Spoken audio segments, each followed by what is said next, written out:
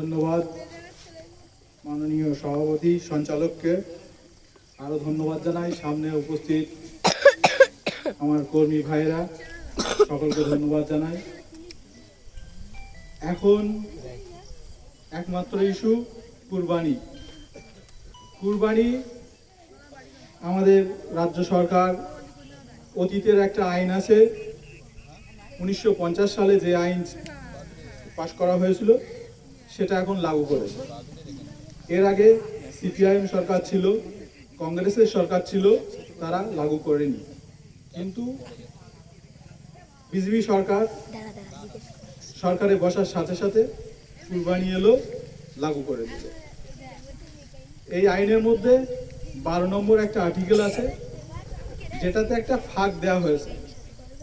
সেখানে এটা বলা হয়েছে, যদি কোনো পশুকে পরীক্ষার জন্য হত্যা করা হয় তাহলে হত্যা করা জায়েজ আছে। যদি কোনো ধর্মীয় উৎসবের জন্য হত্যা করা হয় তাহলে সেটাও জায়েজ আছে। এটা পারমিশন দেবে শুধুমাত্র মুখ্যমন্ত্রী। মুখ্যমন্ত্রী পারমিশন দিলে এটা করা যাবে। সেখানে পীরজাদা নওশাদ সিদ্দিকী ভাইজান এই পারমিশনটা যাতে আমাদের দেয় তার জন্য শুভেন্দু অধিকারীকে চিঠি করেছে।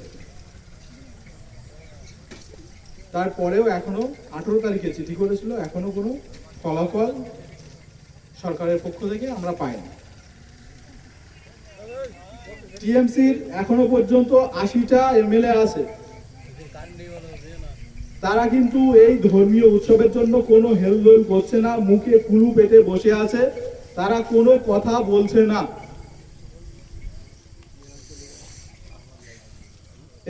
এই অঞ্চলে এখন শোনা যাচ্ছে যে আইএসএফ কে বলছে, সিপিআইএম কে বলছে টিএমসির নেতারা যে তোদের জন্য আজকে রাজ্যতে আজকে বিজেপি এসেছে।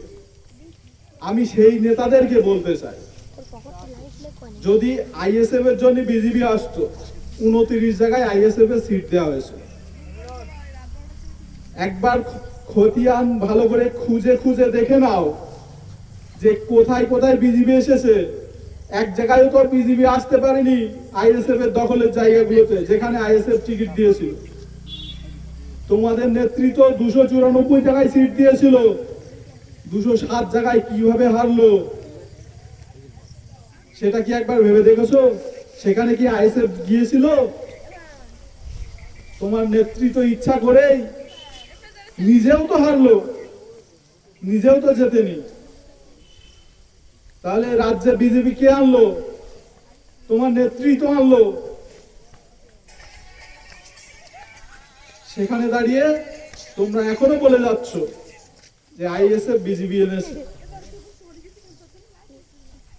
তোমরা নিজেরাও এখন বিজেপির সিম্বলটাকে নিয়ে ঘুরে বেড়াচ্ছ, আমরা চোখে দেখতে পাচ্ছি এই বাদুড়িয়াতে, পিঠ বাঁচানোর জন্য। তোমাদের জেতানো এমএলএ তাকেও খুঁজে পাওয়া যাচ্ছে না। তাই বলি, একটু ঠিকঠাক ভেবে কথা বলুন। আপনাদেরকে বলে যাচ্ছে এইখান